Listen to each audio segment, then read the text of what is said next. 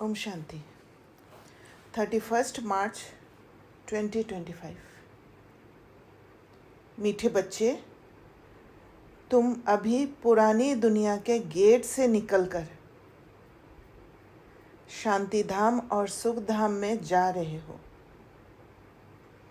बाप ही मुक्ति जीवन मुक्ति का रास्ता बताते हैं। तो ये गेट बुद्धि रूपी गेट है, क्योंकि पहले बुद्धि को यूज़ नहीं करते थे और जो किसी ने बताया उस हिसाब से हम परसीव करते थे, कर्मेंद्रियों को यूज़ करते थे और कर्मेंद्रियों के कंट्रोल में आ जाते थे। इसीलिए हम पुरानी दुनिया में थे और दुख में थे। सुख दुख का खेल है जिसके बेसिस पर हम जीते हैं, पर बाबा अभी उस सुख दुख से भी परे ले जा रहे हैं। शांति धाम और सुख धाम का गेट, उस गेट से, पुरानी दुनिया के गेट से निकलकर शांति धाम और सुख धाम में जा रहे हैं। एक उचित समझ लेके, एक इंडिपेंडेंसी लेके, जिससे मुक्ति और जीवन मुक्ति का रास्ता मिल जाता है। प्रश्न: वर्तमान समय सबसे अच्छा कर्म कौन सा है? उत्तर: सबसे अच्छा कर्म है मनसा वाचा कर्मणा, अंधों की लाठी बनना। तो अंधों की लाठी, अंधा कैसे? वो थर्ड आई खुला नहीं, वो बंद है, अंधा है, बुद्धि को यूज़ नहीं कर पाते हैं, इसी कारण से वो अंधे हैं। और उनका लाठी बनना, उनको सपोर्ट देना, सहारा देना, समझ दे देना कोई भी बात को। क्योंकि जब दुख में फंसे रहते हैं, चाहे हम भी फंसते हैं या दुनिया के लोग भी फंसते हैं, तो हमारे पास वो ताकत है जिस ताकत से हम उस सिचुएशन को ऊंची समझ से परिवर्तन करके वो दुख को दूर कर सकते हैं। जो आँख बंद है, बुद्धि रूपी आँख, उसको खोल सकते हैं, तो उसे अंधों की लाठी कहते हैं। तुम बच्चों को विचार सागर मंथन करना चाहिए, और वो अंधों की लाठी तभी बनता है जब विचार सागर मंथन करते हैं। और जब हमारा खुद का वो थर्ड आई खुला रहेगा, तभी हम दूसरे के अंधों का लाठी बन सकते हैं। तो विचार सागर मंथन करना चाहिए कि ऐसा कौन सा शब्द लिखे जो मनुष्य को घर का, मुक्ति का और जीवन मुक्ति का रास्ता मिल जाए। क्योंकि एक समझ में चेंज और आत्मा मुक्त हो जाती है, उड़ने लग जाती है, और उससे उस समझ को लेके जब जीते हैं तब जीवन मुक्ति है। मनुष्य सहज समझ ले कि यहाँ शांति सुख की दुनिया में जाने का रास्ता बताया जाता है, तो उनको अनुभव कराना पड़ेगा कि कैसे हम परिवर्तन कर सकते हैं, कैसे हम दूसरी दृष्टि से बातों को समझ सकते हैं। और वो समझने के लिए, खुद को, दूसरों को वो समझ देने के लिए, वो लिबरेशन का फीलिंग कराने के लिए, सबसे पहले हमें खुद को लिबरेट होना पड़ेगा। और इसके लिए अलग से अपने लिए जो भी ज़रूरत है, जो भी बातों पर ध्यान देना है, वो सब यूज़ करके हमें अपने को सेफ रखना होगा।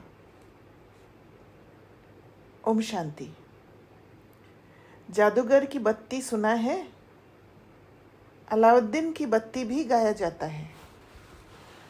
अलाउद्दीन की बत्ती व जादूगर की बत्ती क्या क्या दिखाती है?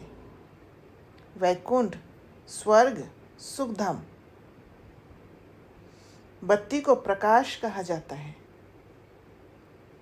अभी तो अंधियारा है ना। अब ये जो प्रकाश दिखाने के लिए बच्चे प्रदर्शनी मेले करते हैं, इतना खर्चा करते हैं, माथा मारते हैं, पूछते हैं बाबा इनका नाम क्या रखे? यहाँ बॉम्बे को कहते हैं गेटवे ऑफ इंडिया। स्टीमर पहले बॉम्बे में ही आते हैं। दिल्ली में भी इंडिया गेट है। अब अपना ये है गेट ऑफ मुक्ति, जीवन मुक्ति। कैसे बाबा समझा रहे? पहले दुनियावी गेट को स्मृति में लाए और फिर गेट ऑफ मुक्ति, जीवन मुक्ति को सामने लाए। एक गेट, एक मुक्ति का गेट, एक जीवन मुक्ति का गेट, दो गेट्स है ना। हमेशा गेट दो होते हैं, इन और आउट। एक से आना, दूसरे से जाना। दीदी मेरा यही क्वेश्चन है। हाँ। एक से आना, दूसरे से जाना, हम्म। मतलब आपको नहीं लगता वो गेट एक ही होता है जहाँ से हम लोगों का बस डायरेक्शन होता है जाने का या आने का इंटेंशन? क्योंकि पर जाने का डायरेक्शन तो अलग जगह है ना, नई दुनिया में है। ये गेट कहाँ पर है? ये बुद्धि का गेट है। जब आप आना माना घर आते हो, तब मुक्ति का गेट खोलते हो, राइट? और जब जाते हो नई दुनिया में, तो जीवन मुक्ति का गेट खोलते हो। तो मुक्ति और जीवन मुक्ति में डिफरेंस है ना, इसलिए दो गेट है। इन मतलब घर में इन, और घर से बाहर निकलना आउट। तो जब मुक्ति में जाते हैं तब हम सब कुछ छोड़ के जाते हैं, राइट? यहाँ के परसेप्शन, यहाँ के समझ, यहाँ के सारे चीज़ों को छोड़ के जाते हैं। पर जब घर से निकलते हैं तब नई दुनिया के हिसाब से आते हैं। एक बॉडी में इनकारनेशन होता है, तो वो डिफरेंट है ना, वो आउट गेट है। क्लियर हुआ? आप सोचना इसके बारे में, क्योंकि बाबा दो गेट बताए, मुक्ति और जीवन मुक्ति का गेट। दोनों सेम नहीं हो सकता है, दोनों में डिफरेंस है। जब मुक्ति में जाते हैं तो कंप्लीट लिबरेशन है, वहाँ बॉडी का कोई नाम निशानी नहीं है। पर जीवन मुक्ति में हम बॉडी को यूज़ करते हैं। भले मुक्ति में रहते हैं वहाँ पे, पर जीवन में मुक्ति, तो वो दूसरा गेट है। ओके। मतलब हम सोल फॉर्म में ऊपर जाएंगे जब जाएंगे तो? Yes, naked. पर जब हम नीचे आएंगे तब भी सोल फॉर्म में ही आएंगे ना? टीचर्स जस्ट आएंगे सोल फॉर्म में, बट जीवन मुक्ति का उससे आएंगे बॉडी में। हाँ, ये समझ लेकर आएंगे कि अभी मैं बॉडी में जाऊंगी। पर जब घर जाते हैं तो बॉडी छोड़ के जाते हैं। या दीदी ये भी समझ सकते हैं कि एलिजिबल सोल्स ही वो जीवन मुक्ति में जाएंगी। हाँ, इसलिए वो डिफरेंट है। एलिजिबल सोल्स ही तो जीवन मुक्ति में जाएंगे। सत्युग त्रेता ही तो जीवन मुक्ति है, और तो जीवन मुक्ति है ही नहीं। क्योंकि मुक्ति में तो सारी सोल्स ही जाएंगी। हाँ, पर मुक्ति में जो जाएंगे ना, हम लोग तो समझ के मुक्ति में जाएंगे। ओके। बाकी सोल समझ के मुक्ति में नहीं जाएंगे, वो तो सजा खा के जाएंगे। उनको ये समझ नहीं आएगा कि अभी हमें लिबरेशन मिलेगा, हम घर जाएंगे, वो सब पता नहीं होगा। उनको नॉलेज नहीं है। सिर्फ हम बच्चों को ही ये दोनों गेट के बारे में पता है, लेकिन बाबा ने नॉलेज दिया हमें, राइट। राइट। तो बाबा कहते हैं ये भी ऐसे है, हम नई दुनिया में आते हैं, फिर पुरानी दुनिया से बाहर निकल अपने घर चले जाते हैं, परंतु वापस आपे ही तो हम जा नहीं सकते, क्योंकि घर को भूल गए हैं। गाइड चाहिए, वह भी हमको मिला है जो रास्ता बताते हैं। बच्चे जानते हैं बाबा हमको मुक्ति, जीवन मुक्ति, शांति और सुख का रास्ता बताते हैं। तो मुक्ति है शांति का रास्ता और जीवन मुक्ति है सुख का रास्ता। तो गेट ऑफ शांति धाम, सुख धाम लिखे। विचार सागर मंथन करना होता है ना, बहुत ख्यालात चलते हैं।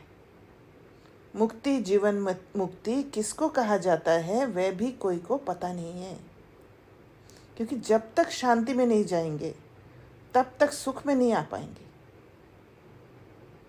तो ये जो प्रोसेस है, पहले घर जाना है फिर आना है, इसका कुछ रीज़न है।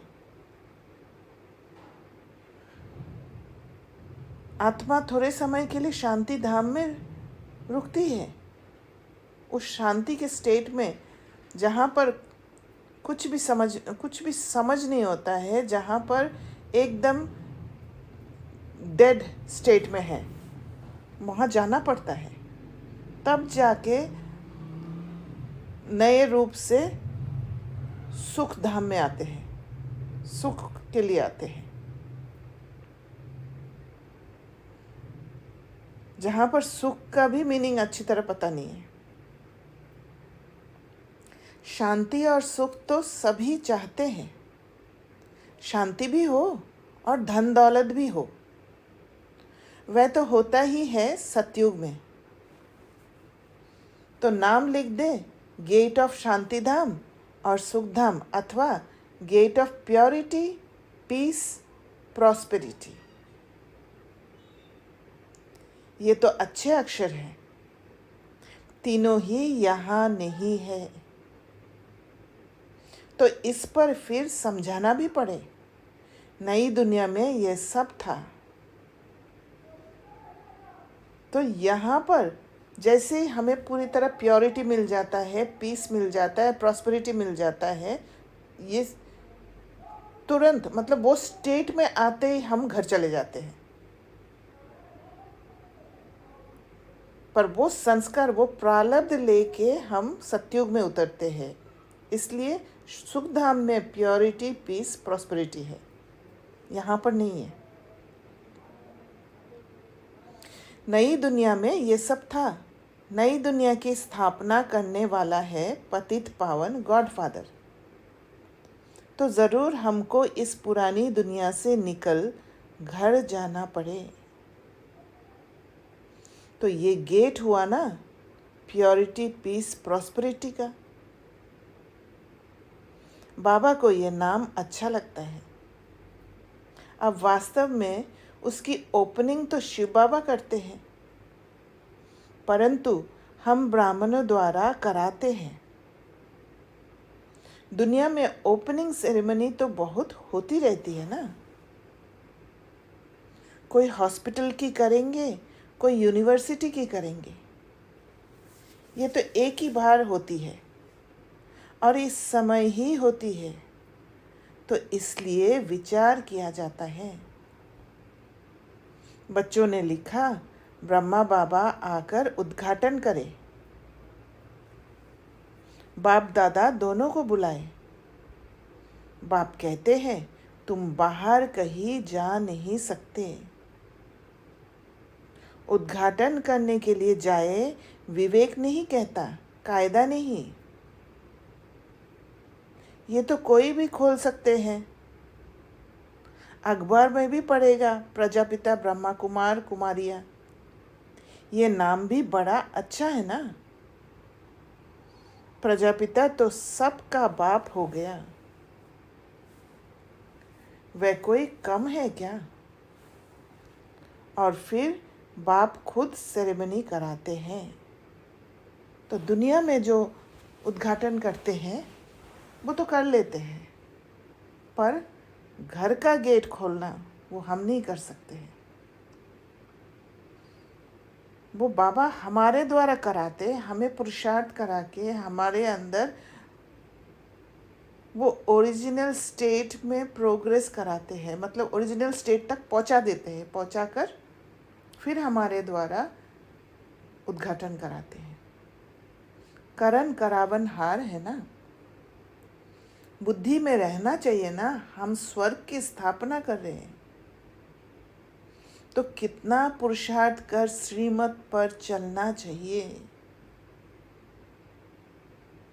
वर्तमान समय मनसा वाचा कर्मणा, सबसे अच्छा कर्म तो एक ही है। कौन सा अच्छा कर्म है? अंधों की लाठी बनना। जिसको समझ नहीं आ रहा है उसको समझ दे देना। और इस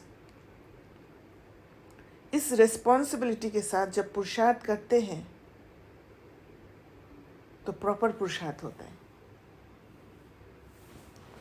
गाते भी है, हे प्रभु अंधों की लाठी। अब सब अंधे ही अंधे हैं, थर्ड आई है ही नहीं, बुद्धिहीन हो रखे हैं। तो बाप आकर लाठी बनते हैं, सहारा देते हैं, ज्ञान का तीसरा नेत्र देते हैं, जिससे तुम स्वर्ग में नंबरवार पुरुषार्थ अनुसार जाते हो। ये बुद्धि की आँख से ही स्वर्ग में नंबरवार पुरुषार्थ अनुसार जितना जितना वो उस आँख को खोलते जाएंगे, वो धुंधलापन मिटाते जाएंगे, वो क्लैरिटी आते जाएगा, क्लीन होते जाएगा, उतना उतना स्वर्ग में ऊंच पद पाएंगे। नंबरवार तो है ही, ये बहुत बड़ी बेहद की हॉस्पिटल कम यूनिवर्सिटी है। समझाया जाता है आत्माओं का बाप परम पिता परमात्मा पतित पावन है।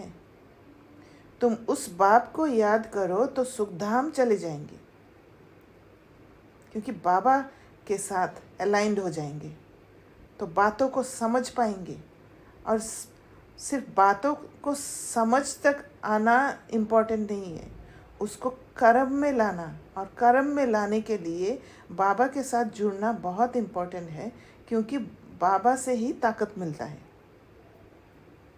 बाबा पर भरोसा, बाबा के साथ संबंध जब प्रॉपर संबंध जब जुड़ता है, तब दुनियावी संबंध से जो फियर है, दुनियावी संबंध से जो भिन्न भिन्न कंडीशनिंग है, वो कंडीशनिंग ख़त्म होते जाएगा। ये है हेल, इनको हेवन नहीं कहेंगे। हेवन में है ही एक धर्म, अलग अलग नहीं है। यहाँ पर तो हर एक का अलग अलग मत है। भारत स्वर्ग था, दूसरा कोई धर्म नहीं था। ये सिर्फ याद करे, ये भी मन मना भव है। तो मन मना भव का अर्थ बहुत सारे बाबा ने बताया है। एक धर्म का की स्थापना हो रहा है, ये भी हम याद करें, समझे, समझकर उस हिसाब से चले, तो ये भी मन मना भव है। हम स्वर्ग में सारे विश्व के मालिक थे, इतना भी याद नहीं पड़ता है। याद नहीं पड़ना माना हमारा ट्रस्ट ही नहीं है, क्योंकि इतना गिर गए हैं, हमें विश्वास नहीं होता है कि हम इतना ऊंच थे। बुद्धि में है हमको बाप मिला है तो वह खुशी रहनी चाहिए, परंतु माया भी कम नहीं है। ऐसे बाप का बनकर फिर भी इतनी खुशी में नहीं रहते हैं, गुटके खाते रहते हैं। सबसे ज़्यादा सुख देने वाला बाप के संग है, मिला है, उनका संग करना है। पर क्या करते हैं, दुनियावी चीज़ों में खुशी ढूंढते हैं, माया ट्रैप कर लेते हैं। माया घड़ी घड़ी बहुत गुटके खिलाती है, शिव बाबा की याद भुला देती है। खुद भी कहते हैं याद ठहरती नहीं है। बाप गुटका खिलाते हैं ज्ञान सागर में, माया फिर गुटका खिलाती है विषय सागर में। तो माया क्या करती है, बाप से छुड़ाकर, बाबा का हाथ छुड़ाकर, माना बाबा के साथ बुद्धि का कनेक्शन, बुद्धि योग छुड़ाकर विषय सागर में ले जाते हैं। जो डिग्रेडेड बुद्धि है उनके साथ कनेक्ट कर देते हैं। बड़ा खुशी से गुटखा खाने लग पड़ते हैं, क्योंकि वहाँ से भी सुख मिलता है थोड़े समय के लिए। तो फिर खुशी से गुटखा खाते, पता ही नहीं चलता है कि मैंने बाबा को छोड़ दिया, या मेरा जो ब्राह्मण नियम है उसको छोड़ दिया, वो पता ही नहीं चलता है। बाप कहते हैं शिव बाबा को याद करो, माया फिर भुला देती है। बाप को याद ही नहीं करते, बाप को जानते ही नहीं। दुख हरता सुख करता तो परमपिता परमात्मा है ना, वह है ही दुख हरने वाला। वह फिर गंगा में जाकर डुबकी लगाते हैं,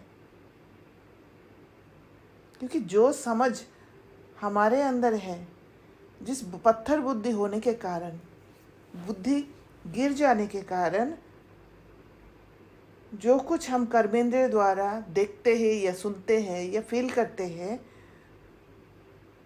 वो दुखदायी दिखाई देता है। पर बाबा आके वो ऊंची समझ दे के दुख को हर लिया है और सुख दे दिया है, परिवर्तन कर दिया है।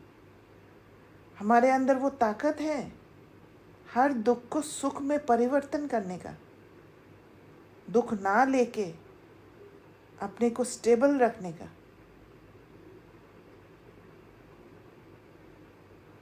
और बुद्धिहीन होने के कारण वे फिर गंगा में जाकर डुबकी लगाते हैं। समझते हैं गंगा पतित पावनी है, उसमें सोचने का ताकत नहीं है कि गंगा पतित पावनी कैसे हो सकती है और कैसे डुबकी लगाने से पावन बन सकते हैं, क्योंकि अपने को देह समझते हैं, इसलिए देखलीन हो जाता है, ऐसे सोचते हैं। सतयुग में गंगा को दुख हरनी पाप कटनी नहीं कहेंगे, क्योंकि वहाँ बुद्धि एलिवेटेड है। साधु संत आदि सब जाकर नदियों के किनारे बैठते हैं, सागर के किनारे क्यों नहीं बैठते हैं? अभी तुम बच्चे सागर के किनारे बैठे हो, शिव बाबा के पास बैठे हैं। जैसे दुख होते हैं, बाबा याद आ जाते हैं, बाबा के पास बैठने का एक खींच होता है और बाबा सुख से भर देते हैं, ताकत भर देते हैं। समझ आने के लिए वो शक्ति दे देते हैं। ढेर के ढेर बच्चे सागर पास आते हैं, फिर समझते हैं सागर से निकली हुई ये छोटी बड़ी नदियाँ भी हैं। ब्रह्मपुत्र, सिंध, सरस्वती, ये भी नाम रखे हुए हैं। बाप समझाते हैं बच्चे, तुम्हें मनसा वाचा कर्मणा बहुत बहुत ध्यान रखना है। Awareness, attention. कभी भी तुम्हें क्रोध नहीं आना चाहिए। क्रोध नहीं आना माना ये नहीं है कि सप्रेस करके रख देना। क्रोध आए तो अंदर ये क्रोध का इमोशन जागा तो उसको फेस करना है, उसको कमज़ोर बना देना है। प्रोसेसिंग नहीं करेंगे तो फिर वो सप्रेस हो जाएगा। क्रोध पहले मनसा में आता, फिर वाचा और कर्मणा में भी आ जाता है। इसलिए मनसा में आते ही उसको प्रोसेस करके ख़त्म कर देना है। ये 3 खिड़कियां हैं, इसलिए बाप समझाते हैं, मीठे बच्चे वाचा अधिक नहीं चलाओ। ये बहुत इम्पोर्टेंट है, क्योंकि जहाँ वाचा अधिक चलाते हैं वहाँ पर कैसे माया घुस जाती है पता ही नहीं चलता है। सूक्ष्म रूप में कोई ना कोई इमोशन अटैच हो जाता है। इसलिए अभ्यास होना चाहिए कि हर बात को शॉर्ट में कैसे कहे। ज्ञान को समझना अलग बात है, ज्ञान की बातें को विस्तार करना है, उसमें शॉर्ट नहीं करना है। पर जब किसी के साथ वाचा में आते हैं तो उस समय शॉर्ट, ये स्किल सीखना है। और जितना शॉर्ट होगा उतना उसमें ताकत भरा हुआ रहेगा। जितना लंबा करते जाएंगे उसमें फिर धीरे धीरे इम्प्योरिटीज आते जाता है, अपने इमोशंस जुड़ जाता है। और असर इमोशंस का सबसे ज़्यादा आत्मा के साथ, आत्मा पर होता है। जो शब्द निकल रहा है उससे नहीं होता है। इसलिए बाबा कहते हैं, मीठे बच्चे वाचा अधिक नहीं चलाओ, शांत में रहो, बी स्टेबल। वाचा में आए तो कर्मणा में आ जाएगा। गुस्सा पहले मनसा में आता है, फिर वाचा कर्मणा में आता है। तो वाचा और कर्मणा का जो 2 खिड़कियां है वो बहुत नज़दीक है और फास्ट होता है। वाचा में आ गया तो कर्मणा में आने का चांस बहुत ज़्यादा है। तीनों खिड़कियों से निकलता है। पहले मनसा में आएगा। दुनिया वाले तो एक दो को दुख देते रहते हैं, लड़ते झगड़ते रहते हैं। तुमको तो कोई को भी दुख नहीं देना है। और दुख नहीं देना है, हमने जो सीखा है, माना हार्म नहीं करना है। इंटेंशन क्या है? हार्म करने का इंटेंशन है तो दुख दिया। ख्याल भी नहीं आना चाहिए। साइलेंस में रहना बड़ा अच्छा है, स्टेबल स्टेट में। और जब स्टेबिलिटी है वहाँ पर ज़्यादा वाचा में आने की ज़रूरत ही नहीं है।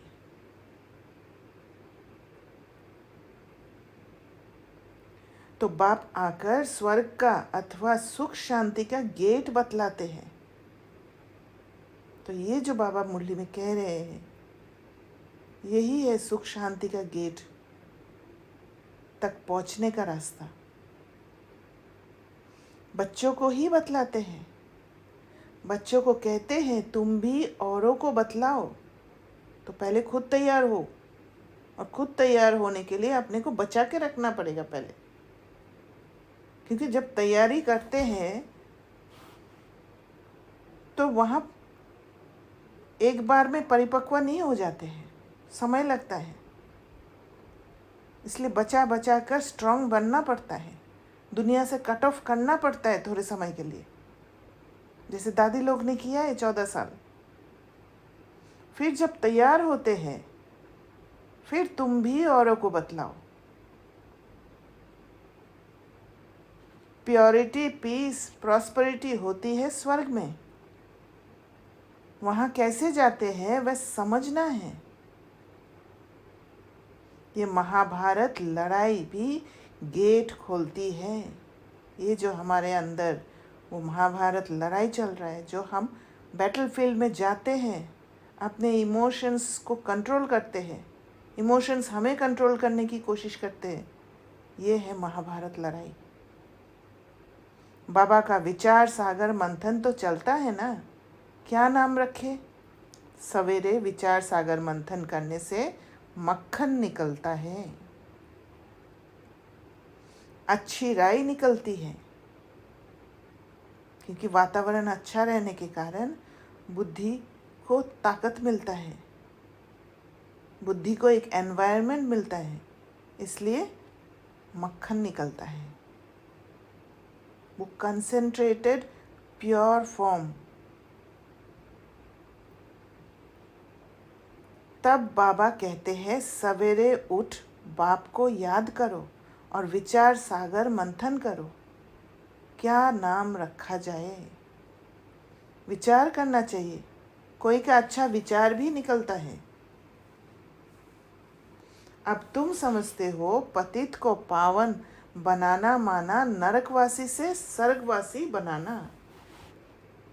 देवताएं पावन हैं, तब तो उनके आगे माथा टेकते हैं। तुम अभी किसको माथा नहीं टेक सकते हो, कायदा नहीं, क्योंकि कोई ऊंच नीच है ही नहीं, सब बराबर है, तो माथा क्यों टेके। बाकी युक्ति से चलना होता है। साधु लोग अपने को ऊंच पवित्र समझते हैं, औरों को अपवित्र नीच समझते हैं, तो वो डिफरेंस लेकर आए हैं। खुद को ऊंच समझते हैं क्योंकि घर बार छोड़ते हैं, संन्यास लिया है, इसलिए बहुत ऊंच मानते हैं। तुम भल जानते हो हम सबसे ऊंच हैं, परंतु कोई हाथ जोड़े तो रिस्पॉन्ड देना पड़े। हरिओम तत्सत करते हैं तो करना पड़े। युक्ति से नहीं चलेंगे तो वह हाथ नहीं आएंगे। बड़ी युक्तियाँ चाहिए। जब मौत सिर पर आता है तो सभी भगवान का नाम लेते हैं। आजकल इत्फाक तो बहुत होते रहेंगे। आहिस्ते आहिस्ते आग फैलती है। आग शुरू होगी विलायत से, फिर आहिस्ते आहिस्ते सारी दुनिया जल जाएगी, क्योंकि अभी वो पतित दुनिया की ज़रूरत नहीं है। एक चेंज आना है, परिवर्तन होना है, तो पुराना को सफाई तो करना पड़ेगा। पिछाड़ी में तुम बच्चे ही रह जाते हो। तुम्हारी आत्मा पवित्र हो जाती है तो फिर तुमको वहाँ नई दुनिया मिलती है। दुनिया का नया नोट तुम बच्चों को मिलता है। तुम राज्य करते हो, माना नई दुनिया मिलता है। जैसे हम एक नया नोट आते हैं तो कितना हम उसके प्रति आकर्षित होते हैं कि एक नया नोट आया है। तो ये जो नई दुनिया हमें मिलेंगे वो नया नोट की तरह है, प्रॉस्परस दुनिया। अलाउद्दीन की बत्ती भी मशहूर है ना। नोट ऐसे करने से कारून का खजाना मिल जाता है।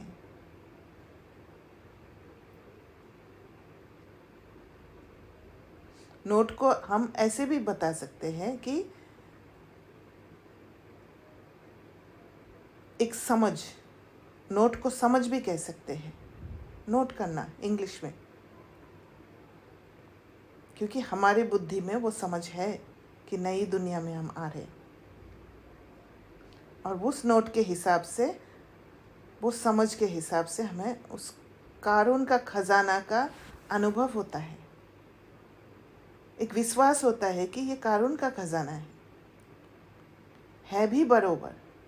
तुम जानते हो अल्लाह अव्वल दिन झट इशारे से साक्षात्कार कराते हैं। चिराग को घिसा और जैसे ही पूछा तो जैसे ही बोला कि ये चाहिए तो दे देते हैं। सिर्फ तुम शिव बाबा को याद करो तो सब साक्षात्कार हो जाएंगे। नौधा भक्ति से भी साक्षात्कार होता है ना। जो नौधा भक्ति करते हैं उनको साक्षात्कार हो जाते हैं। तो हम अगर बाबा को याद करेंगे तो क्यों नहीं होगा। ये तुमको एम ऑब्जेक्ट का साक्षात्कार तो होता ही है, फिर तुम बाबा को, स्वर्ग को बहुत याद करेंगे। यहाँ तुमको एम ऑब्जेक्ट का साक्षात्कार तो होता ही है, फिर तुम बाबा को, स्वर्ग को बहुत याद करेंगे, घड़ी घड़ी देखते रहेंगे। जो बाबा की याद में और ज्ञान में मस्त होंगे वही अंत की सभी सीन सीनरी देख सकेंगे। ये अंडरलाइन करना है। जो बाबा के साथ फोकस ऑफ अटेंशन स्ट्रांग होगा, बाबा की याद में और ज्ञान में मस्त होंगे, ज्ञान को समझ पाएंगे अच्छी तरह, वही अंत की सभी सीन सीनरी जो विनाश के सीन्स देख सकेंगे। वहाँ घबराएंगे नहीं। बड़ी मंजिल है। अपने को आत्मा समझ बाप को याद करना मासी का घर नहीं है। अपने को आत्मा समझना है। सेल्फ कनेक्शन, सेल्फ लव, जिसको छोड़ दिया इतने 63 जन्मों से, उसको वापस अपनाना, कितना अपने ऊपर ध्यान देना है, दूसरे के कंट्रोल में नहीं आ जाना है। बहुत मेहनत है। याद ही मुख्य है। जैसे बाबा दिव्य दृष्टि दाता है तो स्वयं अपने लिए दिव्य दृष्टि दाता बन जाएंगे।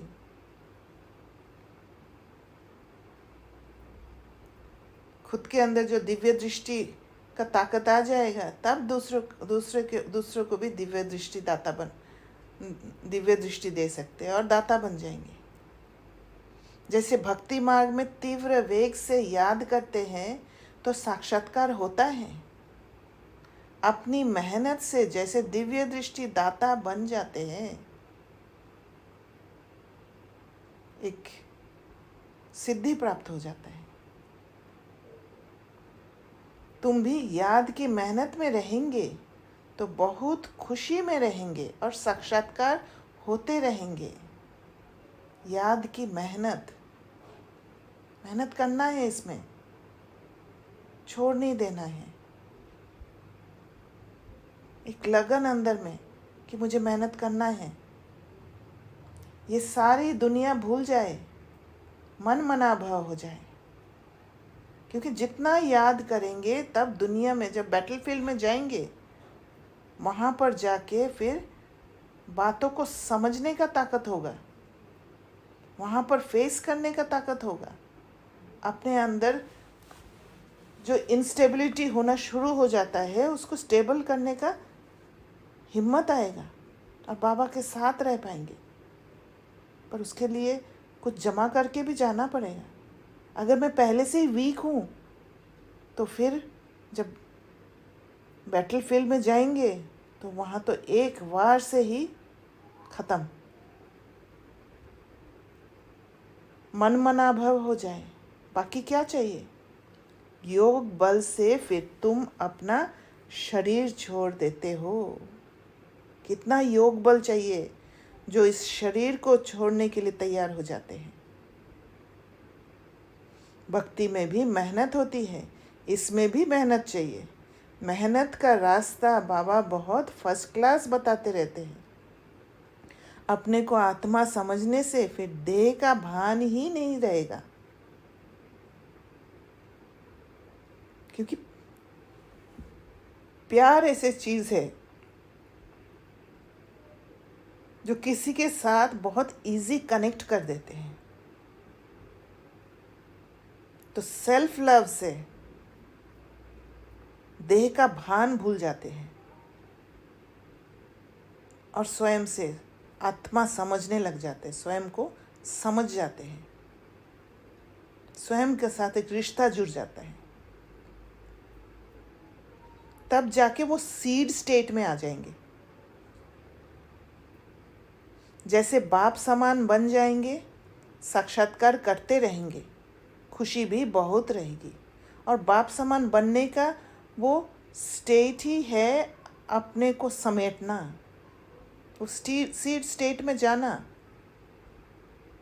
हर कर्म में वो सीड स्टेट का इफेक्ट दिखाई दे। रिजल्ट सारी पिछाड़ी की गाई हुई है। रिजल्ट सारा पिछाड़ी में मिलेगा, अभी से ही एक्सपेक्ट नहीं करना है।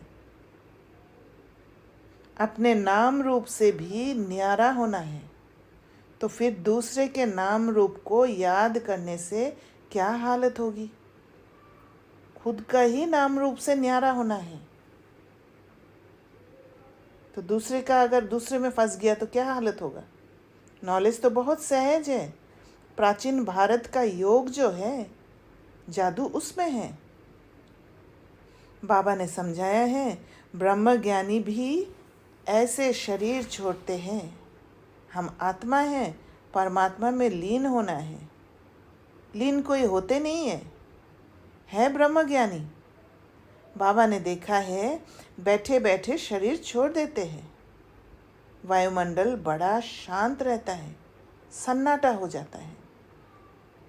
सन्नाटा भी उनको भासेगा जो ज्ञान मार्ग में होंगे, शांत में रहने वाले होंगे। क्योंकि शांत में रहने वाले ज्ञान मार्ग में जो होते हैं, वो ही उस शांति की तरफ आकर्षित होंगे और महसूस करेंगे।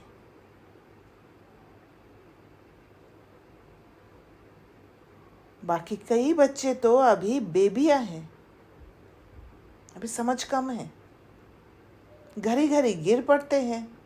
इसमें बहुत बहुत गुप्त मेहनत है। भक्ति मार्ग की मेहनत प्रत्यक्ष होती है।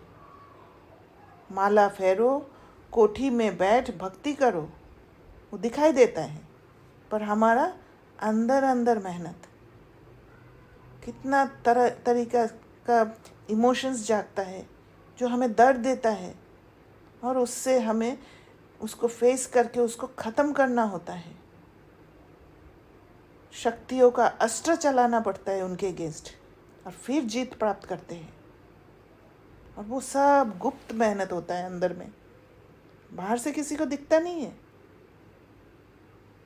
बाहर से तो लगते है कि हाँ, ये तो क्या कर रहे, कुछ नहीं कर रहे, बैठे बैठे खा रहे और पी रहे, सो रहे। यहाँ तो चलते फिरते तुम याद में रहते हो, और पुरुषार्थ वही करेंगे जो याद में रहते हैं, क्योंकि उनको प्यूरिफाई हो के बाबा से जुड़ना है, बाबा से प्यार है उनको। कोई को पता पढ़ ना सके कि ये राजा ही ले रहे हैं। योग से ही सारा हिसाब किताब चुकतू करना है, ज्ञान से थोड़े ही चुकतू होता है। ज्ञान से सिर्फ समझ आता है, ज्ञान से वो एकाग्रता बनता है। हिसाब किताब चुकतू होगा याद से, कर्म भोग याद से चुकतू होगा। ये है गुप्त। बाबा सब कुछ गुप्त सिखलाते हैं। अच्छा, मीठे मीठे सिकिलदे बच्चों प्रति माता पिता बाप दादा का याद प्यार और गुड मॉर्निंग। रूहानी बाप की रूहानी बच्चों को नमस्ते। हम रूहानी बच्चों की रूहानी बाप दादा को याद प्यार, गुड मॉर्निंग और नमस्ते। धारणा के लिए मुख्य सार। पहला पॉइंट, मनसा वाचा कर्मणा कभी भी क्रोध नहीं करना है। इन तीनों खिड़कियों पर बहुत ध्यान रखना है, पहरा लगाना है। वाचा अधिक नहीं चलाना है, एक दो को दुख नहीं देना है।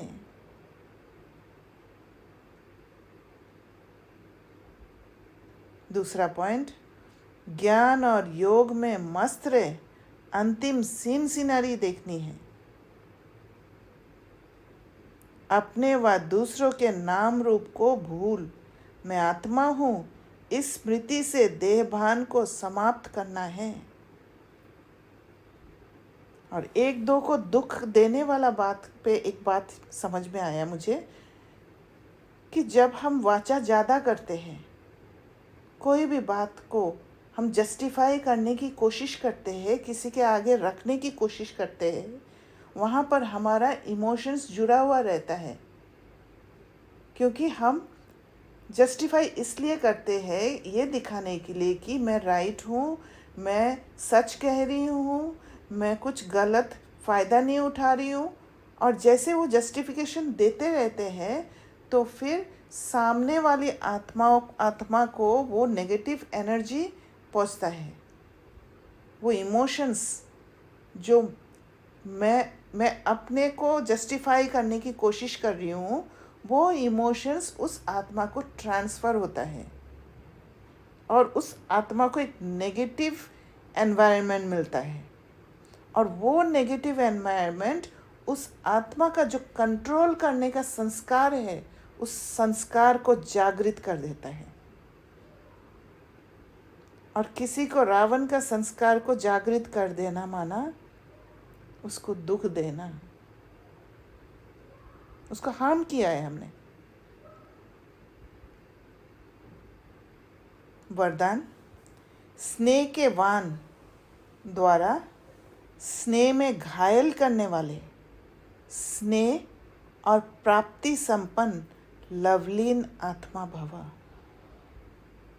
जैसे लौकिक रीति से कोई किसके स्नेह में लवलीन होता है तो चेहरे से, नैनों से, वाणी से अनुभव होता है कि ये लवलीन है, आशिक है। ऐसे जब स्टेज पर जाते हो तो जितना अपने अंदर बाप का स्नेह इमर्ज होगा उतना ही स्नेह का वाण औरों को भी स्नेह में घायल कर देगा। तो स्नेह इमर्ज होना माना कि स्नेह एक इमोशन है और वो स्पिरिचुअल इमोशन है, स्पिरिचुअल लव। और वो बहुत स्पीड में ट्रांसफ़र हो जाता है दूसरे आत्माओं में और वो घायल कर देते हैं, वो स्नेह जगा देता है। नेगेटिव इमोशंस हो वो भी फास्ट जाएगा। भाषण की लिंक सोचना, पॉइंट दोहराना, ये स्वरूप नहीं हो। स्नेह और प्राप्ति का संपन्न स्वरूप, लवलीन स्वरूप हो। हर एक वर्ड में वो स्पिरिचुअल स्टेट को मिक्स करके देना, तब जाके एक एक को तीर लगेगा। अथॉरिटी होकर बोलने से उसका प्रभाव पड़ता है, पर वो अथॉरिटी होने के लिए खुद को अनुभव होना पड़ेगा, खुद को समझ होना पड़ेगा, खुद को पूरी तरह भरोसा होना पड़ेगा। हाँ, जो बाबा कह रहे हैं ये होता है, आई हैव एक्सपीरियंस्ड इट,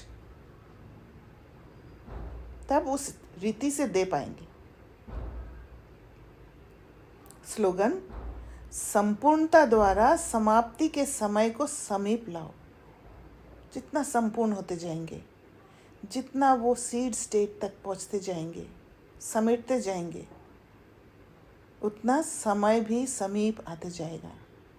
तो समय हमारे कंट्रोल में है, न कि हम समय के कंट्रोल में। जो पुरुषार्थ करते हैं वो समय के कंट्रोल में नहीं होते हैं, पर जो पुरुषार्थ नहीं करते हैं वो समय के कंट्रोल में होते हैं। अव्यक्त इशारे, सत्यता और सभ्यता रूपी कल्चर को अपनाओ। ये तो सब समझने लगे हैं कि ये कोई है, लेकिन यही है और ये एक ही है। ये हलचल का हल अब चलाओ कि शिव बाबा ही एक है। उस हलचल का हल को चलाना पड़ेगा, धरनी को तैयार करना पड़ेगा, वातावरण देना पड़ेगा। क्योंकि जब तक प्योर वातावरण नहीं देते किसी आत्मा को, उसमें वो ताकत नहीं होगा शिव बाबा को पहचानने का। अभी और भी है, ये भी है, यहाँ तक पहुँचे हैं, लेकिन ये एक ही है। अभी ऐसा तीर लगाओ। अभी क्या कहते हैं, हाँ वो वाला साधु है ना, वो लोग भी, या वो वाला ऑर्गेनाइजेशन है ना, वो लोग भी ऐसे ही करते हैं, ये कहते हैं। पर ये एक ही है, ऐसा तीर लगाना होता है। और ऐसा तीर लगाने के लिए उनको वो प्योर वातावरण देना पड़ेगा। That is more important.